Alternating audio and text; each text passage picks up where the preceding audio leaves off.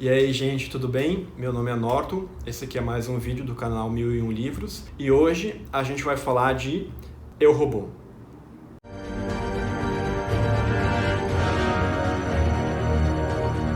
Antes de tudo, já se inscreve no canal, já deixa um like, comenta aqui se você já leu esse livro, essa obra e sejam muito bem-vindos a mais esse vídeo.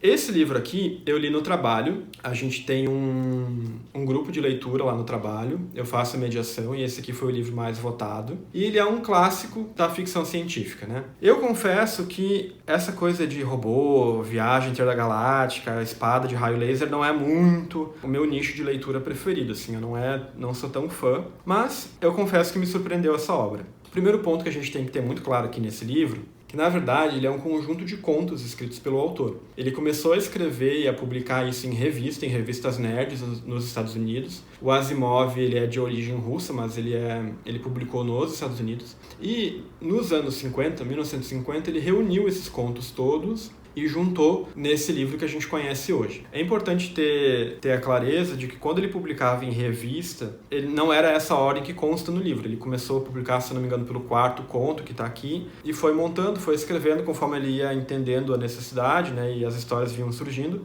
e no final ele reúne esse livro em ordem cronológica. Para quem não sabe, esse conjunto de contos ele consta realmente no 1001 Livros, para ler antes de morrer. Mas nessa listagem não entraria livros de contos. Mas esse aqui entrou porque, na verdade, ele é todo conectado, de muitas formas.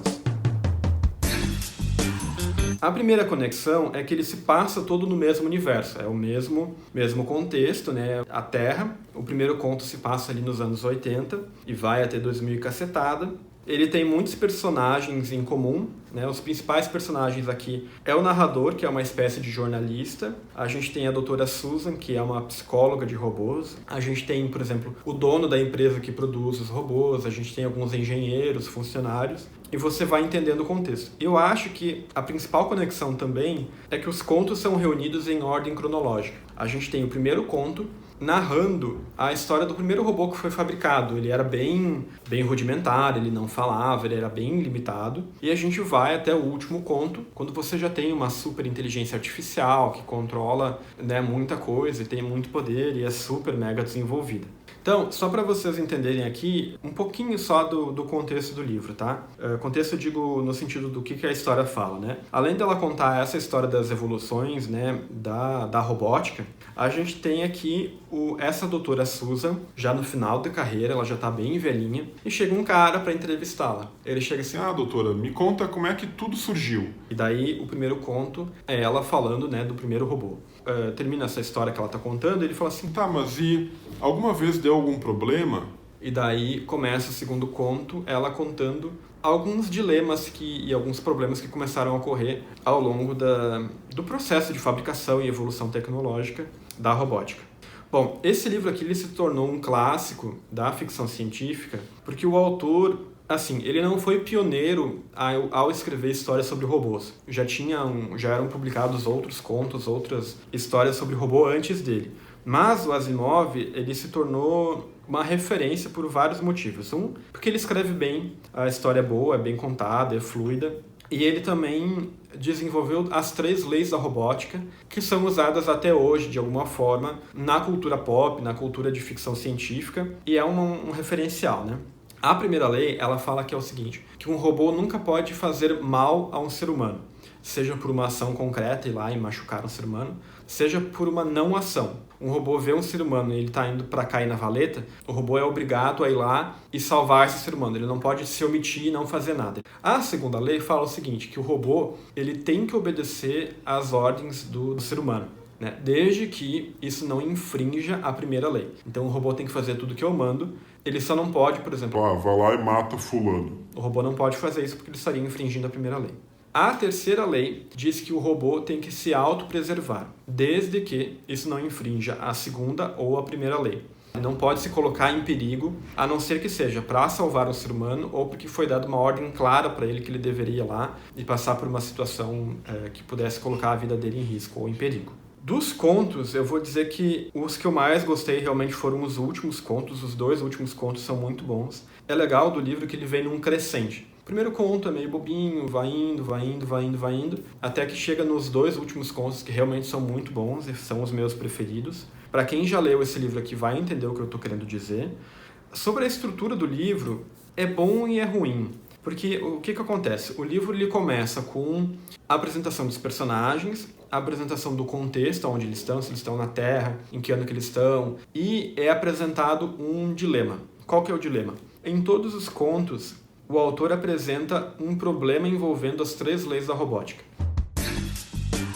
Então, esse livro aqui no final, né, de cada conto, ele lembra um pouco o Sherlock Holmes ou a Agatha Christie, porque ele vai te mostrar o que aconteceu de fato naquela situação que é apresentada. Isso é bom e é ruim. É legal porque ele te estimula, né, a pensar e ficar refletindo, né, puxa vida, o que será que está dando errado? Mas ele também se torna um pouco cansativo, porque chega um ponto que você fica... Tá, vamos lá. Qual que é a solução do caso?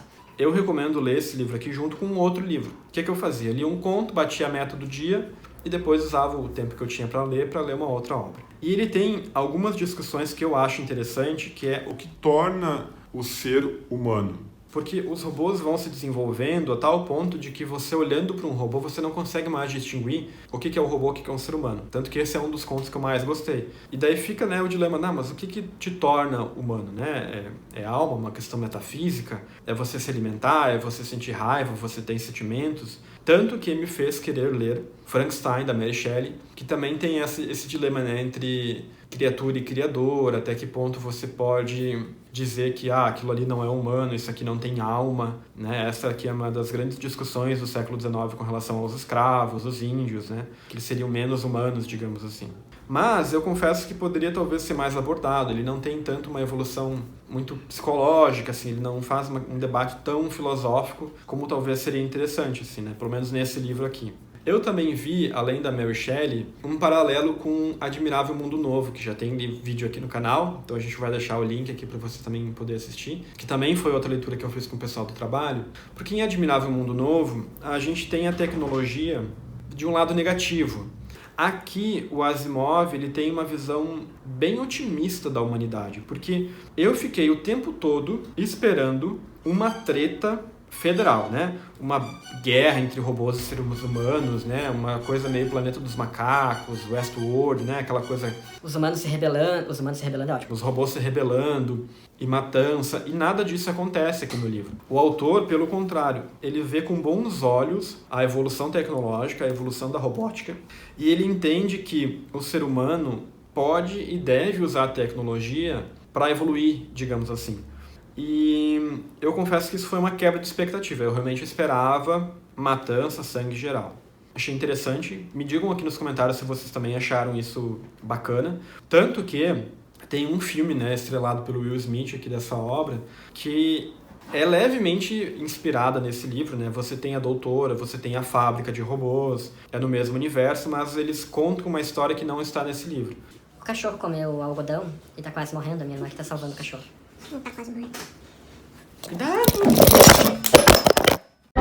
Bom, e daí, já, né, encaminhando para o final, uma das grandes discussões que esse livro traz, o papel da liberdade na sociedade, né? Se mais liberdade realmente traz prosperidade para o ser humano, para a humanidade. E é uma discussão também hoje bem presente, né? Então, se eu posso ou não ser livre para tomar vacina, se eu posso ou não ter uma arma em casa. Aqui o Asimov também traz um pouco dessa discussão, né? Até que ponto muita liberdade individual realmente se reflete numa sociedade mais próspera.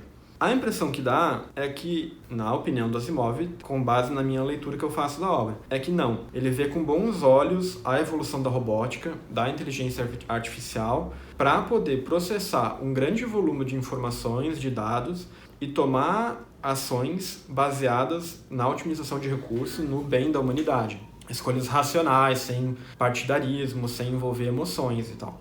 Então... Ele vê, nos últimos contos, é por isso que eu gostei muito, que...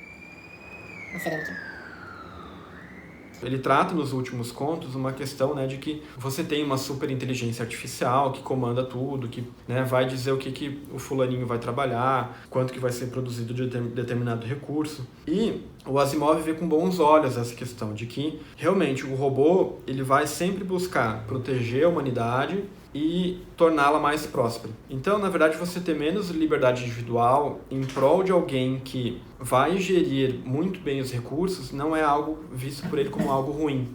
Pelo contrário, é algo bom. Por fim, gente, dando um resumo, eu gostei do livro, fácil, contemporâneo, uma linguagem acessível, apesar de ser bastante técnico em alguns momentos, assim, mas não é nada que você não consiga ler de boas. Mas, assim, continua não sendo o meu estilo preferido, mas realmente gostei muito, eu quero ler outros livros desse autor e pesquisar também um pouco mais sobre essa questão da robótica. Eu quero ler Fundação, que é um tijolão que ele já publicou. Então se inscreva no canal, curte o vídeo, deixa aqui qual conto que você mais gostou, por quê, e a gente volta a conversar, tá bom? Muito obrigado!